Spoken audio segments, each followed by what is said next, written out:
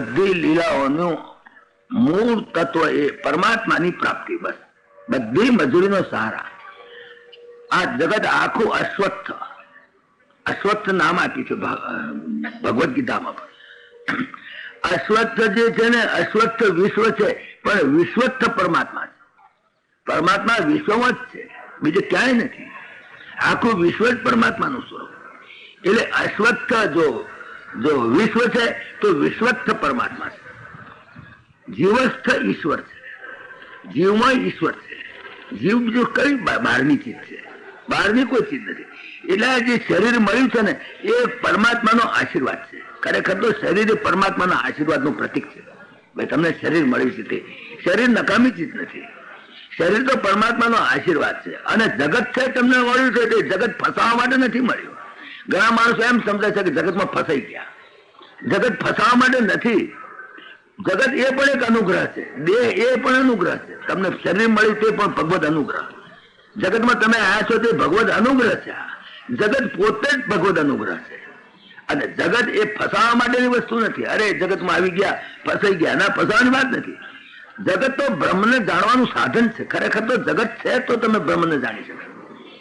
માયા નકામી ચીજ નહીં, માયા મારફતે બ્રહ્મને સમજાય છે. અહીંયા આગળ જે ઇન્દ્ર કોથું ખાઈ ગયો, બ્રહ્મા કોથું ખાઈ ગયા, અરે ગોવર્ધન લીલા કરી તારે તો આખું ગોકો ગોથું ખાઈ ગયું. શું વાત કરો છો? પણ પરમાત્માને જાણવાનું સાધન જ આ છે. આ રીતે જ પરમાત્માને જાણે. જગત કઈ ફસામણ નથી. જગત મારફતે તમે પરમાત્માને જાણી શકો, માયા મારફતે તમે પરમાત્માને જાણી શકો. માયા માધ્યમ છે, બ્રહ્મને જાણવાનું સાધન જ એ છે. આ જગત એ બ્રહ્મની એક ભાષા છે. ખરેખર પૂછાવો જગત તો એક બ્રહ્મને સમજાવવાની ભાષા છે. તમે જગતને ઉગાડી આંખે જુઓ, એક દ્રષ્ટિ બદલવાની છે, બીજું કઈ કરવાનું નથી. દ્રષ્ટિ બદલતા જગત જ તમને બ્રહ્મનો સાક્ષાત્કાર કરી શકશે. આ દેહથી જ તમે પરમાત્માનો સાક્ષાત્કાર કરી શકશો. આ મન જ તમારું કામમાં આવી જશે. આ તમારું મન, બુદ્ધિ, ચિત્ત, અહંકાર જ તમને પરમાત્માની પ્રાપ્તિ કરાવી દેશે. તમારી ઇન્દ્રિયો જ તમને પરમાત્માની પ્રાપ્તિ કરાવી દેશે. એટલે જગત નકામનું છે. આખું એક જીવન એક મજાક છે. તમે જુઓ છો ખરેખર joke, life is a joke as a matter of fact. ગુણો છે માયાના ગુણો, તો ગુણ સંગ તમે ભલે ના કરો, ગુણોનો તમે સંગ ના કરો, પણ ગુણોના માધ્યમથી તમે પરમાત્માને પ્રાપ્ત ઈર્ષા માધ્યમ છે એનું, through which you can no બ્રહ્મ. જેમ તમે સિનેમા જુઓ છો તો સિનેમામાં માધ્યમ છે સત્વગુણ, રજોગુણ, તમોગુણ. તમે જે એની અંદર જે સિનેમામાં જે પ્રકાશ છે ને એ સત્વગુણ છે, પણ એની અંદર જે મૂવી છે, મૂવી એ રજોગુણ છે. અને પડદો જડ છે, આમ ઉભો છે. એની માધ્યમમાં તમે પિક્ચરને જોઈ શકો, જગતને જોઈ શકો, બ્રહ્મને જોઈ શકો. એટલે આ વાત સમજાવવા માટે કરીને આ બધી દામોદર લીલા નર્યું વેદાંત તમે જુઓ, એની અંદર ત્રણેય ગુણોથી પર એવા પરમાત્માને પણ ગુણના માધ્યમથી, ગુણમાં સંગ કરીને નહીં. પરમાત્માને જાણવાનું સાધન જગત છે, પરમાત્માને જાણવાનું સાધન શરીર છે. અને શરીરથી કેવી રીતે પરમાત્માને જાણ્યા? ભાઈ ગોપીએ શરીર પ્રાપ્ત કર્યું, જાણ્યા, પણ શરીર એટલે હું છું. એની અંદર જે સ્ત્રીત્વ, પુરુષત્વ, અગર તો હું સ્ત્રી છું, હું પુરુષ છું, એ ભાવ નહીં, પરમાત્માનું સ્વરૂપ જ હું છું. એ રીતે શરીરનો ઉપયોગ કરીને જાણી લીધો. વ્યાસનારાયણ સુખદેવજી મહારાજે જે આ બધી કથાઓ જે કરી છે એની અંદરનું ખરું રહસ્ય જ આ છે. બસ એકલી વાર્તાઓ સાંભળી બેસી ગયા, પણ એનું રહસ્ય ના જાણી શક્યા. રાસલીલાની કથા સુખદેવજી મહારાજને શરૂ કરવાની થઈ. સુખદેવજી મહારાજ પણ થોડા ખચકાયા કે આ લોકો કંઈક જુદું ના સમજી બે, આ ગોપીઓને કંઈક જુદું ના સમજે. જો ગોપીઓ જુદી રીતે સમજાય તો સ્ત્રી દેખાશે તમને. ગોપી સ્ત્રી નથી, ગોપી પુરુષ પણ નથી. પુરુષ શબ્દનો અર્થ કર્યો છે વેદાંતમાં પૂર્મો રે, એનું નામ પુરુષ. પૂર્મો રે, આ દેહ પુરી છે, એની અંદર બેઠેલી જે ચેતના એને પુરુષ કહે છે. પુરુષ એટલે ધોતી પહેરેલો માણસ નહીં, ટોપી પહેરેલો મૂછો વાળો માણસ ની વાત નથી. પુરુષ શબ્દ, પુરુષ અને પ્રકૃતિ બે શબ્દના અર્થ નથી સમજાય ને, એટલે પુરુષ જ્યાં બોલીએ છીએ તેની સાથે આપણને તો મૂછો વાળો ધોતી પહેરેલો માણસ દેખાય છે. પૂર્મ રે, જે ચેતના પૂર્મ છે કોઈ પણ દેહમાં, એ પુરુષ પુરી છે, દેહ પુરી. જેમ મથુરા પુરી, જેમ અયોધ્યા પુરી, એવી રીતે તો સ્ત્રીમાં પણ પુરુષ છે. પુરુષ એટલે ચેતના, પુરુષ એટલે પૂર્મ રહેનારો. તો પૂર્મ તો સ્ત્રીના દેહમાં પુરુષ છે, પુરુષના દેહમાં પુરુષ છે. દરેક પ્રાણી માત્ર ની અંદર પુરુષ છે. પૂર્મ આવી ગયો, દેહમાં આવી ગયો પુરુષ. બસ અને દેહથી અલગ, અગર દેહથી વિચક્ષણ, અગર દેહથી પર, એ પુરુષોત્તમ. બસ દ્વૈમૌ પુરુષો લોકે ક્ષરશ્ચ અક્ષર એવ ચ ક્ષર સર્વાણી ભૂતાની કુટસ્થો અક્ષર ઉચ્યતે. અને ઉત્તમ પુરુષસ્તુ અન્ય પરમાત્મા ઇતિ ઉદાહૃતઃ યો લોકત્રયમ આવિશ્ય બિભર્તિ અવ્યય ઈશ્વરઃ. ભગવદ ગીતાના 15મા અધ્યાયની અંદર આની ચોખવટ બહુ સરસ કરી છે. એટલે આજે રાસલીલાની કથાની અંદર તમારે એટલું જ ધ્યાન રાખવાનું કે ગોપીઓ સ્ત્રી નથી, ગોપીઓ પુરુષ જ નથી. ગોપીઓ તો શ્રુતિ રૂપા છે, ગોપીઓ તો ઋષિ રૂપા છે. ઋષિઓ દંડકારણ્યની અંદર જે તપસ્યા કરતા હતા, હું તમને એ વાત કહી ગયો છું એક વખત કે દંડકારણ્યની અંદર જયારે ઋષિઓ તપસ્યા કરતા હતા, પુરા મહર્ષય સર્વે દંડકારણ્ય વાસીના, દંડકારણ્યમાં વાસ કરનારા એવા જે પુરા મહર્ષય સર્વે એ દ્રષ્ટવા રામ હરિમ તત્ર ભોગતુમ ઈચ્છત સ્વવિગ્રહમ. એ ઋષિઓને એમ થયું ભગવાન આપના જે માનુષી શરીર, આપનો જે સ્વવિગ્રહ, એનો અમે એના સ્પર્શ સુખનો ભોગ અમે કરવા માંગીએ છીએ. સ્પર્શ સુખ, પરમાત્માનું સ્પર્શનું સુખ અત્યંત આહલાદક, એ અમે ભોગવા માંગીએ છીએ. પુરા મહર્ષય સર્વે દંડકારણ્ય વાસીનઃ દ્રષ્ટવા રામ હરિમ તત્ર ભોગતુમ ઈચ્છત સ્વવિગ્રહમ. અને એટલા માટે તે સર્વે સ્ત્રીત્વમ આપન્ના, એટલા માટે એ લોકોએ સ્ત્રીત્વ પ્રાપ્ત કર્યું. દેહ કરીને, આત્માએ કરીને નહીં, દેહ કરીને તે સર્વે સ્ત્રીત્વમ આપન્ના. અને સમુદ્ભૂતાશ્ચ ગોકુળે, અને એ બધા ઋષિઓ જ ગોકુળની અંદર સ્ત્રીત્વ પ્રાપ્ત કરી અને પધાર્યા. અને હરિમ સંપ્રાપ્ય કામેન, એક કામ ભાવથી ભલે પણ કામ ભાવથી પરમાત્માના અંગ સ્પર્શની એમને સુખ મળ્યું. અને તતો મુક્તા ભવાર્ણવાત, અને એ રીતે એ આ સંસારમાંથી મુક્ત થઈ ગયા. આ વાત ખાસ લખી છે. એટલે ગોપીઓ ઋષિ રૂપા છે, ગોપીઓ શ્રુતિ રૂપા છે. કારણ કે શ્રુતિઓ જે છે, વેદોની શ્રુતિઓ, એમને પણ ભાવ થયો. અરે ભગવાનના નિર્ગુણ નિરાકારનું તો અમે પ્રતિપાદન કર્યું, પણ ભગવાનના સ્વવિગ્રહ, એમના દેહનું અમને અંગ સ્પર્શનું સુખ અમને મળે, એ ભાવથી એ શ્રુતિઓએ પણ પરમાત્માને વિનંતી કરી. તો બધી શ્રુતિઓને આશીર્વાદ આપ્યા, જાઓ તમે પધારજો ત્યાં આગળ, સ્ત્રીત્વમ પ્રાપ્તમ. તો સ્ત્રીત્વ પ્રાપ્ત કરી ગોકુળમાં પ્રગટ થજો. હું તમારી સાથે તમને એ સ્પર્શ સુખનો આનંદનો અનુભૂતિ કરાવીશ. તો આ એક ભાવ છે, બીજું કઈ નહીં. ગોપીઓ એ કોઈ સ્ત્રી નથી, ગોપીઓમાં સ્ત્રીત્વ પણ નથી, ગોપીઓ પુરુષ પણ નથી, ગોપીઓમાં પુરુષત્વ પણ નથી. ગોપીઓનું સ્વરૂપ જ આખું દિવ્ય છે, દિવ્ય સ્વરૂપ છે ગોપીઓનું. આ ઓર્ડિનરી આ મળમૂત્રના કોથળા નથી. આ ગોપીઓ એ દિવ્ય સ્વરૂપ છે. જે શરીરમાં મળમૂત્ર હોય ને એને તો દેવો પણ નથી અડતા, તો પરમાત્મા અડે? વિચાર કરો. તો દેવો પણ જેને અડતા નથી. સ્ત્રીઓનું આ ગોપીઓનું સ્વરૂપ એ દિવ્ય સ્વરૂપ. મેં તમને દાખલો આપ્યો હતો કે કારેલું, ખોળનું બનાવેલું કારેલું હોય, આમ કારેલા જેવું જ લાગે, પણ કડવું ના લાગે. ખાવ તો કડવું ના લાગે કારેલા જેવું, પણ કારેલું નહીં, ખોળનું બનેલું કારેલું છે. એમ દિવ્ય સ્વરૂપ ધારણ કરી ગોપીઓ છે, સ્ત્રી નથી જે આપણે ઓર્ડિનરી સ્ત્રી સમજીએ છીએ. એટલે એ પ્રમાણે ગોપીઓનું શરીર એ સ્ત્રી જેવું દેખાય સ્ત્રી જેવું, પણ એમાં સ્ત્રી ભાવને બદલે ગોપી ભાવ છે. મુખ્ય વાત આ છે, એમાં સ્ત્રી ભાવ નથી. સ્ત્રીનો શરીર દેખાનો આકાર એનો સ્ત્રીનો છે, પણ સ્ત્રી ભાવ નથી એની અંદર. સ્ત્રી ભાવ હોય તો ભોગતા ભોગ્ય ભાવ આવી જાય. તો સ્ત્રી ભાવ આવ્યો, અગર પુરુષ ભાવ આવે ત્યાં તો ભોગતા ભોગ્ય ભાવ આવી જાય. આમાં સ્ત્રી ભાવ છે નહીં, એમાં ગોપી ભાવ છે, એ મુખ્ય વસ્તુ છે. અને ગોપી ભાવની કથા છે. આ રાસલીલાની કથા એ ગોપી ભાવની કથા છે. એટલે જયારે ગોપી ભાવની કથા કરવી હોય ત્યારે સાધારણ જીવનું ગધું નથી કરી શકે.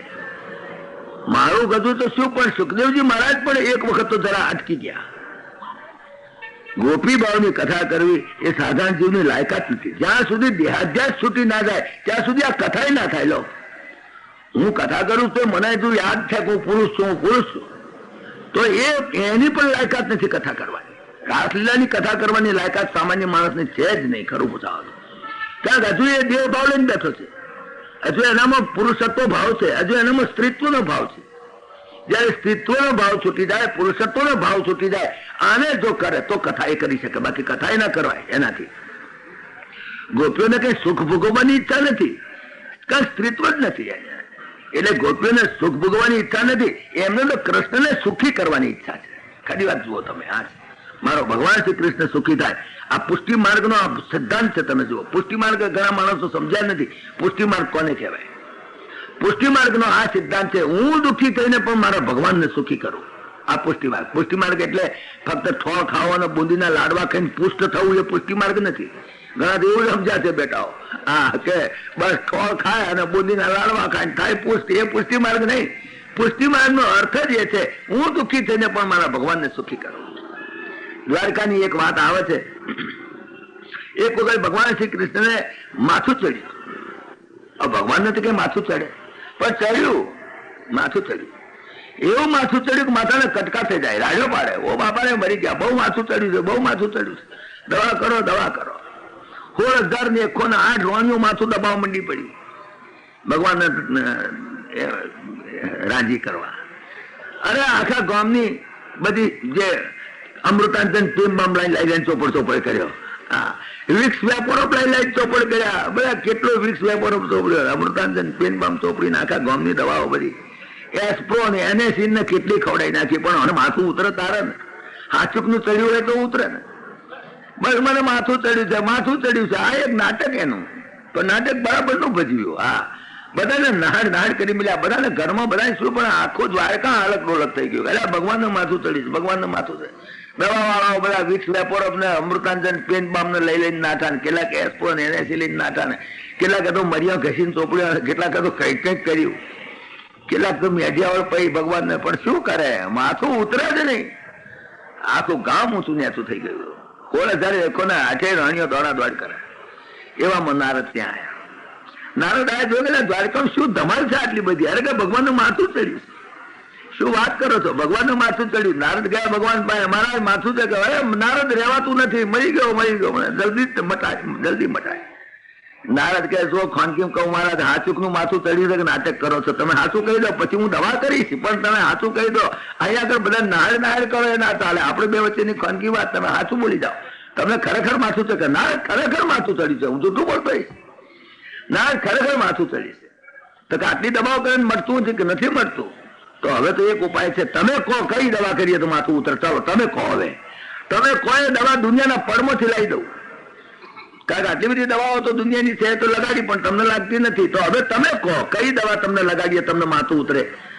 ભગવાને કહ્યું જો એક દવા છે, જો તું કરી શકું તો કોઈ એક પરમ ભાગવત, કોઈ પરમ ભક્ત, એના ચરણની રજ લહોટીને જો મારા માથે ચોપડે તો મને માથું ઉતરે, નહીં તો ના ઉતરે.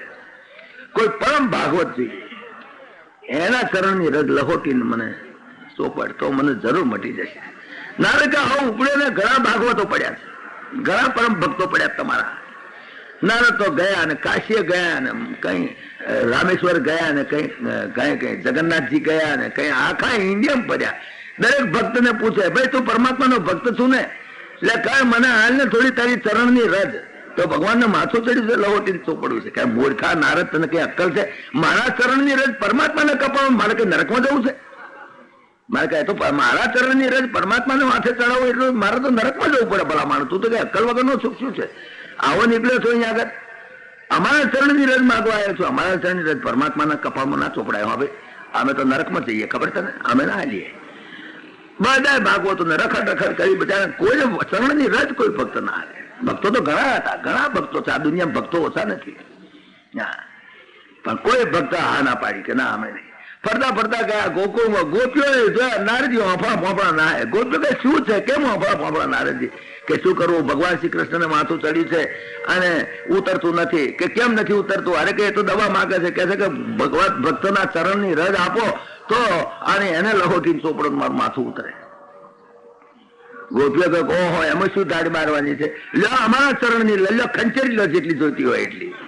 પેલા નારદ કઈક મૂર્ખ્યો છો તમે, તો ગોળીઓ છો તમે, તમને કઈ અક્કલ છે? તમારા ચરણની રજ પરમાત્માના કપાળે ચોપડશો ને તો તમે નરકમાં જશો. ગોપીઓ કહે કે અમે 17 વખત નરકમાં જવા તૈયાર છીએ જો અમારા ભગવાનને માથું ઉતરતું હોય તો. અમે દુઃખી થવા તૈયાર છીએ, પણ અમારા ભગવાન સુખી થવા જોઈએ. આ પુષ્ટિ માર્ગ છે. ગમે તેટલું તમારે અમારા નરકમાં જવું પડે તો 1000 જન્મ સુધી નરકમાં જઈશું, પણ અમારા ભગવાનનું માથું તરત ઉતરી જવું જોઈએ. માટે હમણાં લઈ જાઓ તમે. આ લો ખંચેરી લો જેટલી જોઈએ એટલી રજ. પડીકું વાંધીને લાવ્યો લહોટીને અને એને ભગવાન આગળ રજૂ કર્યું. કોણે હાલી? કે આખા ગામમાં ફર્યો, આખા ઇન્ડિયામાં ફર્યો, કોઈ ના હાલી. છેવટે ગોપીઓ હાલી જાઓ મારા છોકરો. અરે મને ઉતરી ગયું માથું. કે શું વાત કરો છો મારા? તો કે મૂર્ખા, તું પરમ ભાગવત હતો, તને સમજણ ના પડી, ત્યાં જ ગરલા ચોપડીઓ તોય મને ઉતરી જાત. આમ તો રખડવા ગયો, તું એક પરમ ભાગવત છો. પ્રહલાદ, નારદ, પરાશર, પુંડરી કે આ બધા પરમ ભાગવતો છે. તારી જીગર ના ચાલી. તને એમ તો બાપરે હું ક્યાંક નરકમાં ક્યાં જાઉં? પણ ગોપીએ હિંમત કરી કે નરકમાં જવાની તૈયારી છે. આ પુષ્ટિ માર્ગ. હું દુઃખી થઈને પણ મારા ભગવાનને રાજી કરું, એ પુષ્ટિ માર્ગ છે. તો ગોપીઓની ઈચ્છા સુખ ભોગવવાની નથી. આ સુખ ભોગવવા માટે, અને તે આવું સુખ નહીં, સુખ ભોગવવાની ઈચ્છા નથી. મારા ભગવાનને સુખી થવાની ઈચ્છા છે. મારા ભગવાન સુખી થાય એ એનો મુખ્ય આશય છે. એ પુષ્ટિ માર્ગ છે. લૌકિક નામ અને લૌકિક રૂપની જયારે સંપૂર્ણ વિસ્મૃતિ થાય ત્યારે ગોપી ભાવ પ્રગટ થાય છે. ગોપી ભાવ પ્રગટ કરવો હોય તો એમને એમ નથી થતો.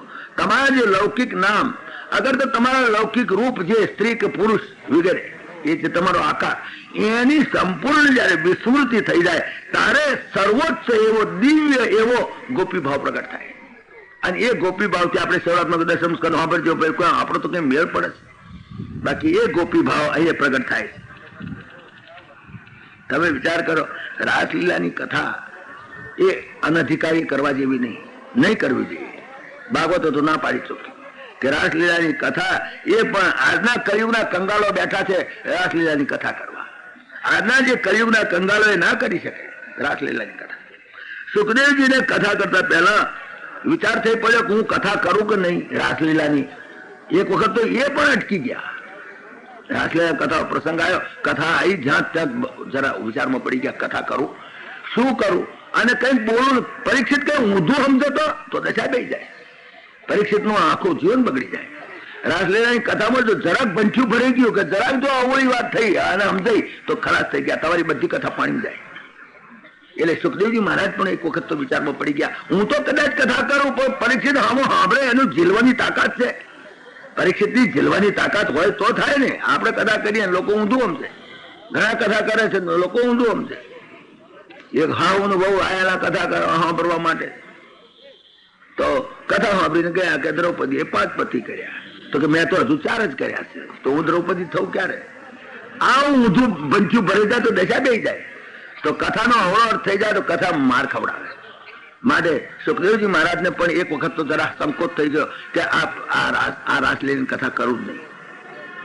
રાસ પંચાધ્યાય 29, 30, 31, 32 ને 33 આ 5 અધ્યાય રાસ પંચાધ્યાયના 28 અધ્યાય સુધી કથા તો ગઈકાલ થઈ ગઈ. તો આ રાસ પંચાધ્યાયની કથા કરતી વખતે સુખદેવજી મહારાજને પણ વિચાર થઈ પડ્યો. સુખદેવજી મહારાજે ધ્યાન કર્યું, રાધિકાજીનું ધ્યાન કર્યું.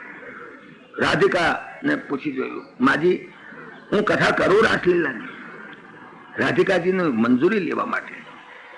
રાધિકાજીએ કહ્યું કે બેટા કથા કરજે પણ બહુ વિવેક રાખીને કરજે, જીભ ઉપર બહુ કાબુ રાખીને કરજે. કથા કરવાની હું તને છૂટ આલું છું, પણ એટલું જ ધ્યાન રાખજે કે બેટા પૂરો વિવેક રાખીને કથા કરજે. અને પરીક્ષિત તો હળબળી ગયો હતો, પૂરા વિવેક થી કથા કરે. નહીં તો વિવેક વગર એમને બોલવા જાવ ને તો કંઈક આ સમાજનો કંઈક અવળું છતું થઈ જાય. લોકો સમજી શક્યા નથી, એનું કારણ આ છે. તમે વિચાર કરો, કથા ક્યાં થાય છે? ગંગા કિનારો છે, પવિત્ર કિનારો છે, અને કથા કહેનાર પરમહંસ બ્રહ્મનિષ્ઠ એવા સુખદેવજી મહારાજ કથા કરે છે.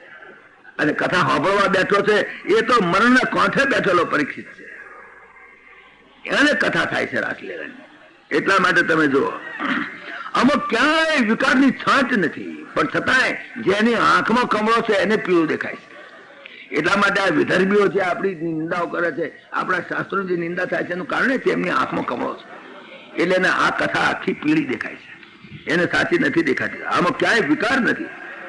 મળમૂત્રથી ભરેલા શરીર સાથે તો દિવ્ય સાકાર પરમાત્મા કોઈ દાડો વિહાર કરે, લીલા કરે, કોઈ દાડો કરે નહીં. ગોપી અને પ્રભુમાં વિકાર કદાપી હોય, વિકારની છાંટ નથી, ગોપીમાં નથી, પરમાત્મામાં નથી. ગોપીએ સ્ત્રીત્વ છોડ્યું છે, પરમાત્માએ પુરુષત્વ છોડ્યું છે. ત્યાં વિકાર હોય કેવી રીતે? ગોપીમાં વિકાર નથી, ભગવાન શ્રી કૃષ્ણમાં વિકાર નથી. તમે જો ગોપી અને પ્રભુની અંદરનું તમે જો કે અગ્નિને કોઈ દાડો ઉધઈ લાગે નહીં. અગ્નિને કોઈ દાડો ઉધઈ લાગે છે? અગ્નિને કોઈ દાડો ટાઢ ભાઈ? તમને મને ટાળવાય, અગ્નિને કોદાળ ટાળવાય નહીં, અને ગંગાને કોદાળ તરસ લાગે નહીં, ગંગાજીને કોદાળ તરસ લાગે. સૂર્યને કોદાળ ટાળવાય, સૂર્ય કોદાળ અંધારામાં ફાય. તો ભગવાન શ્રી કૃષ્ણને વિકાર થાય તો ગોપીઓને વિકાર થાય. આ તો નિરાકાર આનંદ પરમાત્મા, જે નિરાકાર આનંદ એ નરાકાર કૃષ્ણ રૂપે પ્રગટ થયા છે.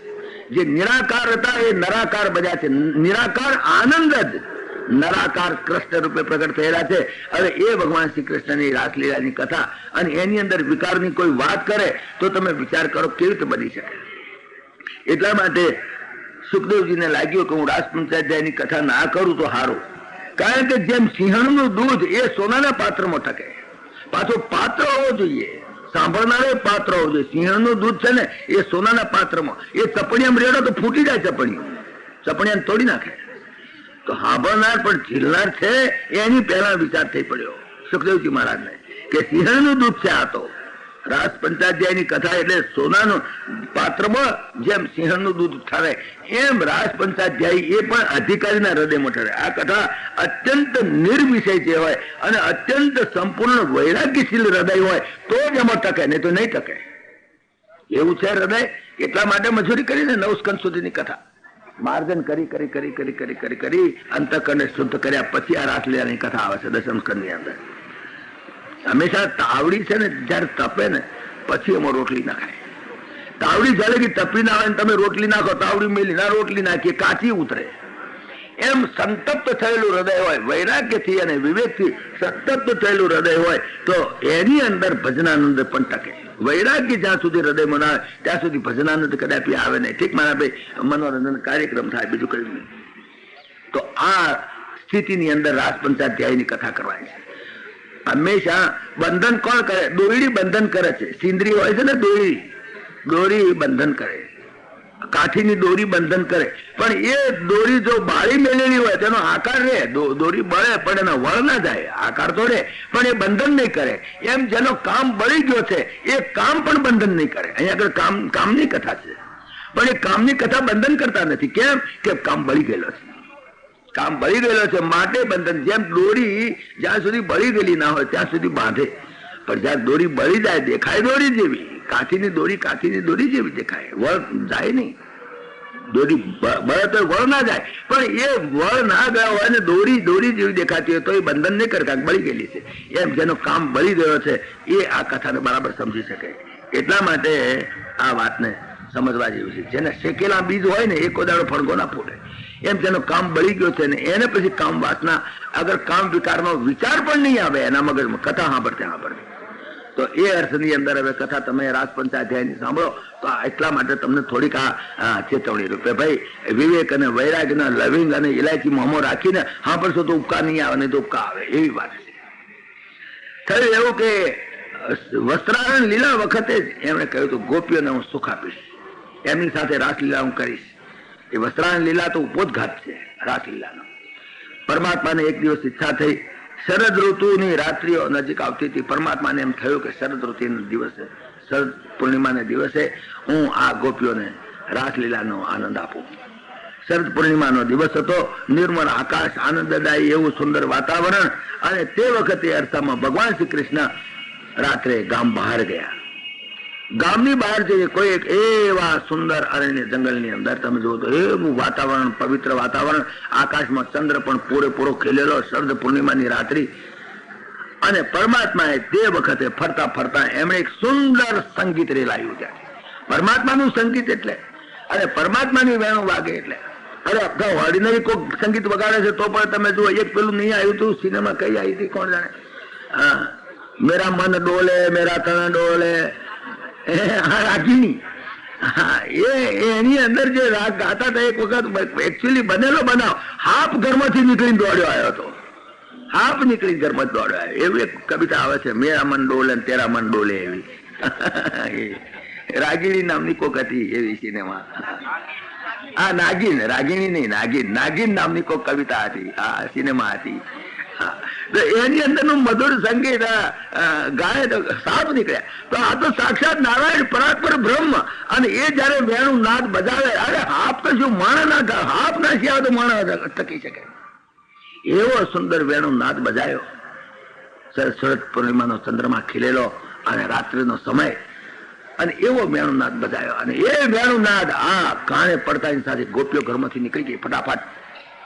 વિચાર કરો, ધણી હુતો છે, છોકરા હુતા છે, બધા હુતા મેલીને નાખી છે. કેટલાક તો લીપણ કૂપણ કરતી હતી, કેટલાક તો ગાયોને દોતી હતી, કેટલીક તો વળી ઘરના કેટલા કામ કરતી હતી. રાતે તે ઢોકવું ઢબોરવું અનેક જાતના કામ હોય સ્ત્રીઓ. બધું પડ્યું મેલીને ગોપીઓ નાખી. બસ આ વેણું નાદ ખેંચ્યું, જેમ હાપને ખેંચે ને એમ ખેંચે બધી સ્ત્રીઓ. બધી ગોપીઓ રાતે દોડા દોડ. સ્ત્રીઓ રાત્રિના એકાંત ની અંદર જ્યાં પરમાત્મા બેઠેલા ત્યાં પહોંચી ગઈ. ત્યાં પહોંચી ગઈ ને, કારણ કે વેણું નાદ એનું બધું વર્ણન આપણે ગુજરાતી કવિએ બહુ સરસ કર્યું છે. મારા વાલા રે વૃંદાવન ની વાટે વેલા આવજો, મારા વાલા રે પ્રેમી જનને પ્રેમ કરી બોલાવજો, મારા વાલા રે પ્રેમી જન ના હૈડા તો હરખે ભર્યા, મારા વાલા રે તે દેખીને ચિતડા મારા ટોન ઠર્યા. આ બધી કથાઓ કવિતાઓ બધી આપણા ગુજરાતી કવિઓ બહુ સરસ સરસ લખી. એ વૃંદાવન ને ઘાટ ની અંદર, ત્યાં આગળ જંગલ ની અંદર આ બધી ગોપીઓ દોડતી ગઈ. જો અહીંયા આગળ તમે સંવાદ જરા સાંભળવા જેવો છે. ગોપીઓ ત્યાં આગળ ગઈ ને એટલે ભગવાને એમને ઉધડા લીધા, ધમકાવા માંડ્યા. મૂર્ખીઓ છો તમે, સ્ત્રી જાતિ છો, રાતનો સમય છે, એકાંત છે, અને પરપુરુષ ને મળવા માટે તમે દોડતી દોડતી આવ્યો છો. તમારા ધણી ઘેર હુતા મેલીને આવી છો, તમે નફટ છો, તમને કઈ અક્કલ છે? આવી રીતે રાતના નીકળાતું છે. રાતે કોઈ સ્ત્રી ફરતી દેખાય તો કેવી લાગે? તો આ તો જંગલ છે, એકાંત છે, અને એમાં હું કઈ તમારો ધણી નથી. પરપુરુષ ને મળવા માટે તે તમારા ધણીને તમારા છોકરાને હુતી મેલીને આગળ આવી છો, જતા રહો પાછા. ભગવાને ધમકાયા બરાબર. વિચાર કરો, ભગવાન પરીક્ષા કરવા માંગે છે કે કેટલું એનામાં તથ્ય છે. પૂરેપૂરી ચકાસણી કર્યા છે, ભગવાન એક્સેપ્ટ નથી કરતો. તમે જાણો થોડાક મખીને ઢેફણ ખવડાવીએ ને લઈ લે આપણને, એ વાતમાં માલ નથી. ગોપીઓએ બરાબર ગોપીઓને ધમકાઈ, એવી ધમકાવા મળ્યા છે, એવા શબ્દો બોલ્યા કે તમે તમારા ધણીની સેવા મેળવીને આમ તમે ભાગી આવવું તમારા માટે ઠીક નથી. તમે કુળવાન છો અને જાર પુરુષના સંબંધથી પ્રાપ્ત થનારું વિશેષ સુખ ભોગવવા તમે આવી છો. બોલો, આવા શબ્દો ભગવાન બોલ્યા છે, કડક શબ્દો બોલ્યા છે ભાગવતમાં. તમારે જો ખાતરી કરવી હોય તો 29મા અધ્યાયનો 18 થી 27 શ્લોકો વાંચજો. એની અંદર ભગવાન એવા નફટ શબ્દો બોલ્યા છે. તમે તે કઈ પરપુરુષ સાથે જાર કર્મ કરવા માટે નીકળી, તમે કુરબાન છો તમે. અને તમે આ પ્રમાણે મારા પ્રત્યે તમને કોઈ પ્રીતિ હોય તો પણ તમારે શ્રવણ કરવું જોઈએ, દર્શન કરવું જોઈએ, ધ્યાન કરવું જોઈએ, કીર્તન કરવું જોઈએ. એવી રીતે તમારી ભક્તિ દ્રઢ થાય. આવી રીતે મારી પાસે રાતે આવવાનો અર્થ શું છે? આવી રીતે રાતે આવો તો તમે મને છોટા ઉડાડો. કેવા માણસો છો તમે? કેવી જાતની સ્ત્રીઓ છો તમે? વિચાર કરો. આવું બોલ્યા છે. ગોપીને ઘા વાગ્યો, ગોપીના હૃદયમાં ઘા વાગ્યો. હંમેશા હલકી વાઘરણ હોય ને, હલકી એવી હલકી મહિની વાઘરણ પણ જાળ કર્મ કરતા શરમાય. એવું કર્મ ગોપીઓ કરે એવું કહે જયારે ભગવાન શ્રી કૃષ્ણ, તો ગોપીઓને કેટલો ત્રાસ થાય. શું વાત કરો તમારે? જાળ કર્મ કરતી હોય વાઘરણ તે પણ જાહેરમાં નહીં એ એક્સપોઝ થવા માંગે, નહીં, એને પણ શરમાય. તો આ ગોપીઓને માટે આવા શબ્દો વાપર્યા ભગવાન શ્રી કૃષ્ણે, એને બહુ દુઃખ થયું, અત્યંત દુઃખ થયું. અરે અમે એક તો રાતે દોડતી આવી છીએ અને અહીંયા આગળ અમને આવું બોલે છે. અને એવા વચન સાંભળીને ગોપીઓને અત્યંત ખેદ થયો, એમના છાતીમાં ઘા વાગી ગયો. અને તે વખતે એમણે અપાર ચિંતામાં બિચારી પડી ગઈ અને ગળગળી વાણીથી એમણે એવું રુદન કર્યું. સર્વ એ જે રુદન કર્યું એ જ પ્રણય ગીત. જો આ બીજું ગીત આવ્યું પ્રણય ગીત, એની અંદર રુદન છે. પ્રણય ગીતની અંદર રુદન છે. એમણે જે પ્રણય ગીત કર્યું, અરે મહારાજ તમે અમને શું સમજીને બોલ્યા? અમે કોણ છીએ? અરે પણ તમે તો તમારા પતિ છે. હું કે તમારો પતિ ઓછો છું, તમે એ અંદર આયા છો એ મને લાગે છે. ગોપીઓ તમે સર્વસ્વ છોડીને આયા છીએ. હવે તમે પાછી જાવ, જઈએ ક્યાં? અમે અમારું સર્વસ્વ, અમારા બાળ બચ્ચા, અમારો ધણી, અમારું ઘર કુટુંબ બધું છોડીને નાસી આવ્યા છીએ, તમારા શરણે આવ્યા છીએ. અને તમે હવે અમને ધક્કો મારીને પાછા કાઢો છો. બસ પાછા જ જાઓ કે છે, અહીંયા આવશો જ નહીં. કે શું મહારાજ હવે અમે ક્યાં જઈએ? બસ ખરા. ભગવાન કે કેમ તમારા પતિને મૂકીને પાછા આવો છો અહીંયા આગળ?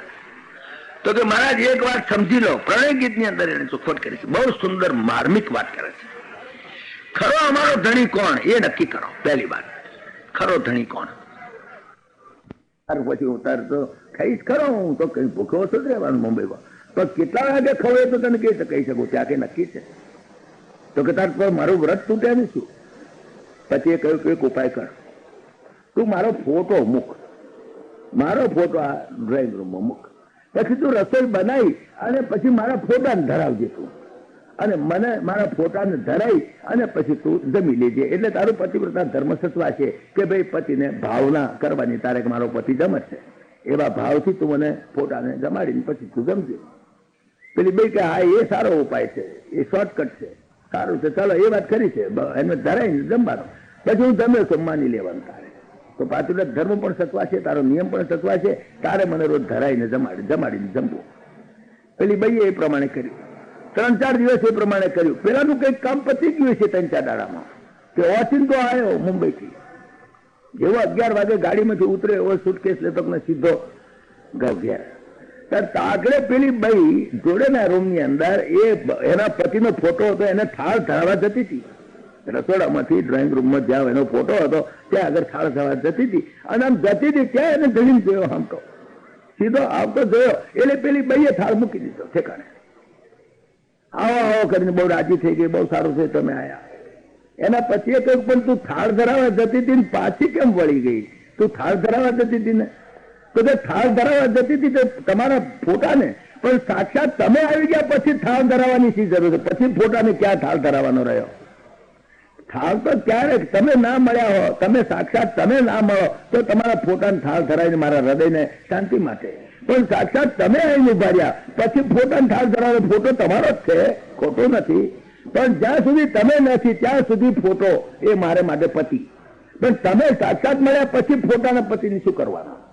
એમ ગોપીઓ કહે સાક્ષાત નારાયણ તમે મળ્યા, અમારા પતિ એ તમારું પ્રતીક છે, અમે અમારા પતિને તમારા ફોટો જ માનીએ છીએ, અને જેમ ભગવાન શ્રી કૃષ્ણ છે એવા ભાવથી અમે અમારા પતિને ભજીએ છીએ. પણ જયારે અમારો પતિ એ છેવટે તો તમારો ફોટો જ છે, તો જયારે તમે સાક્ષાત મળ્યા પછી અમારો હાચો પતિ મળ્યો પછી આ ફોટાના પતિને શું કરવો છે? આ ભાવ છે ફોટાનો પતિ. સ્ત્રીને જ્યાં સુધી પરમાત્માની પ્રાપ્તિ ના થાય, જ્યાં સુધી ભગવત પ્રાપ્તિ ના થાય, ત્યાં સુધી એને આ સંસારમાં મળેલો પતિ એ પરમાત્માના ફોટા સમજીને, પરમાત્માનું સ્વરૂપ સમજીને એની સેવા કરવી જોઈએ, કબૂલ છે. પણ જ્યાં સાક્ષાત નારાયણ મળી ગયો, જ્યાં ભગવત પ્રાપ્તિ થઈ પછી ખલાસ, પછી પતિ ક્યાં રહ્યો? પછી પતિ રહ્યો નહીં. મીરાએ કહ્યું કે મારો પતિ તો ભગવાન શ્રી કૃષ્ણ, બીજો કોઈ નહીં. કારણ પતિનો જે ફોટો હતો તૂટી ગયો, એનો પતિ તૂટી ગયો, ફોટો ભાગી ગયો, અને સાક્ષાત પતિ મળી ગયો પછી બસ. કે સાચો પતિ મને મળી ગયો પછી હવે આ ફોટા પતિને શું કરવાનું? ફોટો કઈ ખોટો નથી, ફોટો ખરાબ નથી, ફોટાને જરૂર ભજવો જોઈએ, ફોટાને પ્રણામ કરવા જોઈએ, ફોટાને નૈવેદ્ય ધરાવવું જોઈએ, ફોટાને પ્રસાદ ધરાવવો જોઈએ, પણ જ્યાં સુધી સાચો નથી મળે ત્યાં સુધી. પણ સાચો મળી ગયો પછી આ તો ફોટો છે. દરેક સ્ત્રીને પોતાનો પતિ એ ભગવાન શ્રી કૃષ્ણનું સ્વરૂપ છે, ભગવાન શ્રી કૃષ્ણનો જ ફોટો છે, એ ભાવથી પૂજા કરવી જોઈએ.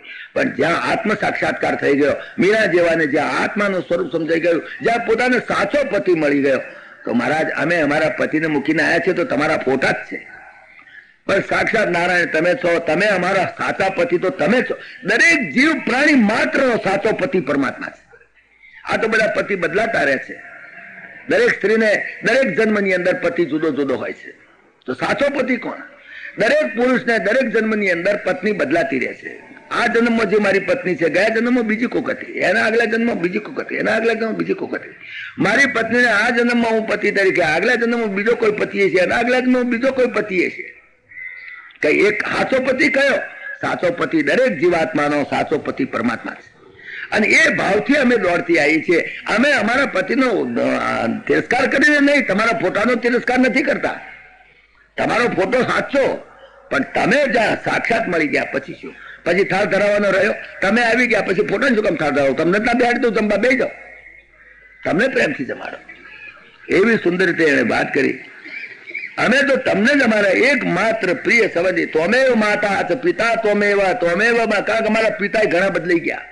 આ જન્મમાં એક પિતા હતો, ગયા જન્મમાં બીજો કોઈક પિતા હતો, આગલા જન્મમાં બીજો કોઈક પિતા હતો. અમારી માં પણ આ જન્મમાં તો અમારી માં આ જે હતી હતી, આગલા જન્મમાં બીજી કોઈક માં હતી, એના આગલા જન્મમાં કોઈ કૂતરી હતી, એના આગલા જન્મમાં કોઈ બલાડી હતી, એના આગલા જન્મમાં કોઈ ભૂંડણ હતી. કેટલી માતાઓ, આમાં સાચી માતા કઈ, આમાં સાચો પતિ કયો, સાચો પુત્ર કયો, સાચો સંબંધ કયો? ત્વમેવ માતા, ત્વમેવ પિતા, ત્વમેવ બંધુ, સખા ત્વમેવ. સાચું તો આ તમે જ સર્વસ્વ મારો છો. માટે કરીને અમે તો હવે અહીંથી જવાના જ નથી. બસ અમે તો અહીં જ રહીશું. તમારે જે કરવું એ કરો.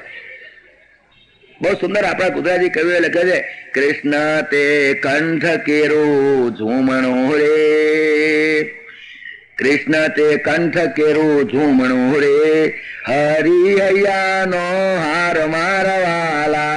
અમે નાના હતા ને ઠાકોરમાં બધા ભજન નાચીને નાચીને ગાતા હતા, એટલે મને ઘણી કથા આવું ગાવાનું મન થાય છે. પણ બહુ સુંદર સુંદર ભજનો આપણા સંત કવિઓ લખેલા છે. હરિ હૈયાનો હાર મારવાલા એમ ગાતા હતા. તો આ તો હરિ તો હૈયાનું ઝૂમણું છે ભાઈ, કૃષ્ણ તો હૈયાનું ઝૂમણું છે, હરિ તો હૈયાનો હાર છે. તમે મારા હૈયાના હાર છો, માટે કરીને અમે તમારી પાસે આવ્યા છીએ.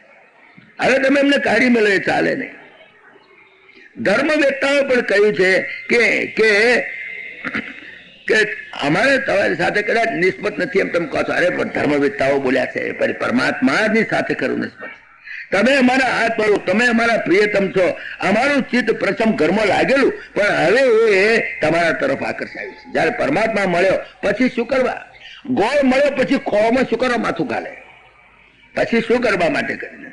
માટે તમારા જ્યારથી અમને મન લાગ્યું છે ત્યારથી અમને બીજા કોઈ સંબંધી કોઈ દેખાતા નથી. તમે એવો માતા છે. આ તો તમે માતા પિતા તમે બોલો છો ખરા મંદિરમાં જઈને, તમે એવો માતા છે, જોડા બહાર કાઢ્યા તો પિતા તમે એવા, તમે એવો બંધુ તો સખા તમે એવો જોડો. હવે એ સ્થિતિની અંદર શું પરમાત્માને સબમિશન થઈ શકે? Total submission, absolute resignation to God. બસ આ ગોપી ભાવ છે.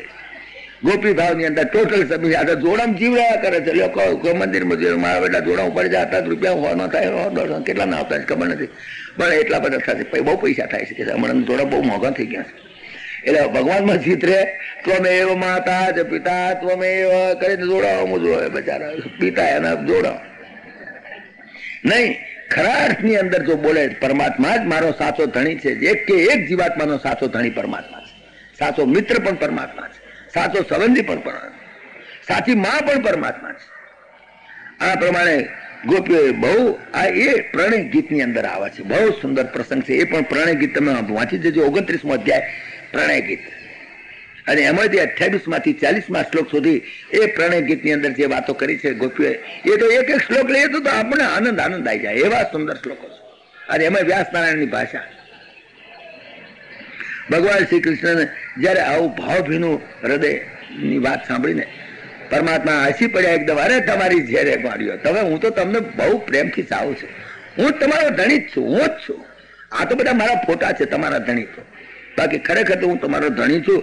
તમે પોતાના દર્શનથી તમે મને મારા દર્શનથી તમે બહુ પ્રફુલ્લ થયા છો, એવો હું પણ તમારા દર્શનથી બહુ પ્રફુલ્લ થયો છું. હવે ચાલો મારે તમારી સાથે રાસ રમવો છે. તો કે હા મહારાજ રાસ રમીએ. સુંદર જમનાજીનો કિનારો છે, સુંદર આવી આ પથરાયેલી રેતી ને આ બધું છે, ત્યાં આગળ આપણે રાસ રમવો છે, જબરદસ્ત રાસ. ભગવાન તૈયાર થઈ ગયા. ભગવાન કે ચાલો કેવી રીતે કોટા? પહેલો રાઉન્ડ, ફર્સ્ટ રાઉન્ડ, 3 રાઉન્ડ લેવાના હતા. રાસલીના 3 રાઉન્ડ પાછા. તો પહેલો રાઉન્ડ શરૂ કર્યો પરમાત્માએ. પહેલા રાઉન્ડ ની અંદર તો એમણે